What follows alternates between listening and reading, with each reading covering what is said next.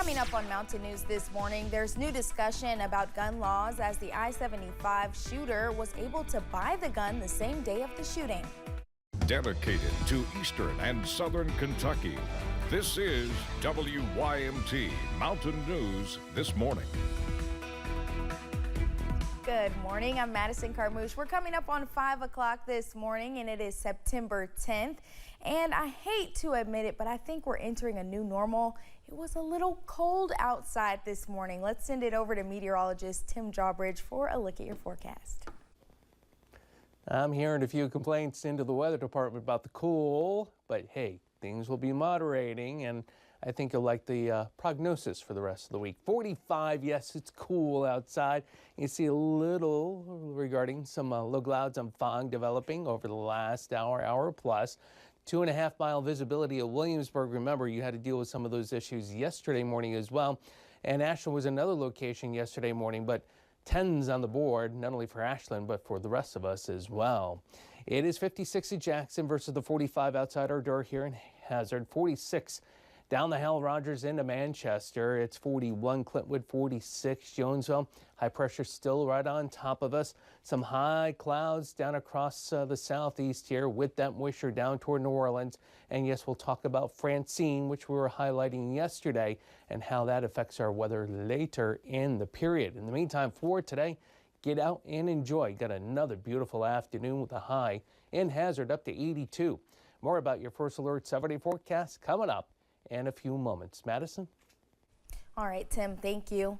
Since the London shooting took place on Saturday, law enforcement agencies have been answering questions about what led up to the violence. And many of those questions had to do with how and where Joseph Couch got the gun and ammunition they say was used in the attack. Jessica Umbro explains Kentucky's current laws surrounding gun ownership and some of the disturbing text Couch sent on the day of the shooting.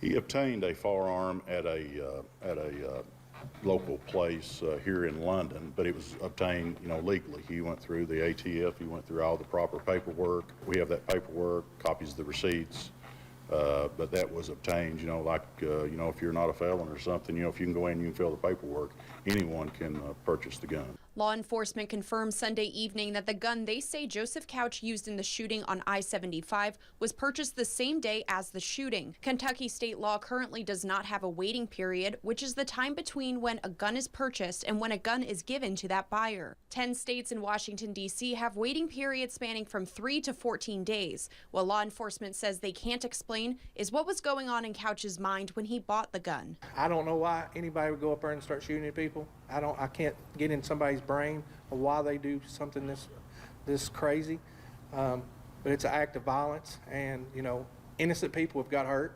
One text message from the day of the shooting in Couch's affidavit provides a glimpse, reading, quote, "I'm going to kill a lot of people. Well, try at least." Another message said, quote, "I'll kill myself afterwards." State Senator Brandon Storm, who represents Laurel County, provided WKYT with a statement saying in part, quote, "This is a resilient and united community, and we are in pain after this senseless tragedy. Right now, I, along with other community leaders, remain focused on caring for my community members impacted while our very capable law enforcement professionals search for the suspect." Jessica Umbro, WKYT. There is now a $15,000 award for his arrest. This all started with terrifying moments in I-75 for drivers Saturday who came under gunfire. Newly released 911 calls made from the interstate paint a chilling picture of what the victims experienced. Some told dispatchers of injured passengers or other drivers. She's gushing blood, bad. Okay, and is she on the interstate with you? Yeah. 49? Okay. We're on the 49 on the northbound side here. She's gushing blood. I'm going to try something to stop this bleeding. We just called you or a mile marker 49, but we had to move up a mile. They're still shooting at, they just tried shooting at a motorcycle guy. One man also told us he believes he saw the suspect moments after the shooting and that he took off into the woods. Police flooded the area shortly after. We continue to learn more about the suspect, Joseph Couch. Court records show he was charged in February with terroristic threatening. State troopers arrested him in Knox County.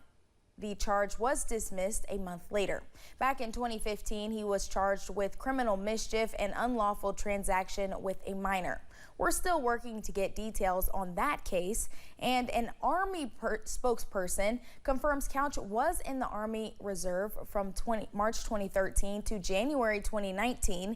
He served as a 12B combat engineer. The spokesperson says Couch had no deployments and ended his service as a private. London Mayor Randall Weddle provided a statement on social media yesterday. He said, quote, "In the light of the recent shooting in our community, I understand that emotions are running high. I encourage everyone to remain calm and support one another. Together, we can navigate this challenging time with strength and compassion. Let's focus on community and healing. I refuse to allow someone who chose violence to take us from our progress in this area. We are Kentucky strong. We are London Laurel County strong. Pray for the victims and their families. Pray for all our first responders."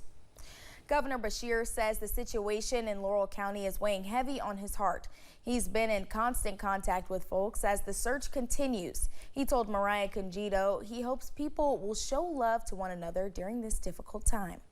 It's a sad world where someone would open fire over an interstate and have the ability to hurt at least 5 people. On Monday morning, Governor Beshear accepted the Lifetime Achievement Award from the nonprofit organization Prevent Child Abuse Kentucky.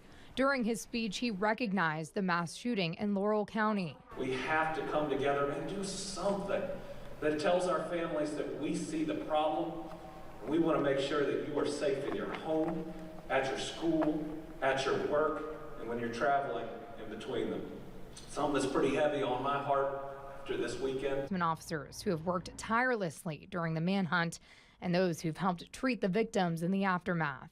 Very proud of our healthcare heroes, too, who provided that trauma care immediately after in the community. They deserve a big thank you because this could have been a whole lot worse. In an extremely concerning time for many, we've seen how empathetic people are to those impacted. What people need to know about the Commonwealth is we care about each other, we rally around each other. That is a community that's showing love for their fellow human being. Governor Beshear says we have to do better. We have red flag laws in states like Florida, which everybody considers to be a red state. And whether or not it would have worked in this instance, it could work in other instances. Mariah Conjito, WKYT. Thanks for getting your day started with us here on Mountain News this morning. Coming up, the White House is working to make access for mental health care easier for Americans everywhere. Waking up to another cool, chilly start across eastern and southern Kentucky this morning. We'll check and see how close a couple of us are to record lows again this morning. We'll talk about another beautiful afternoon. That's what you want to hear. All the details with your ARH First Alert 7-day forecast coming up right after this.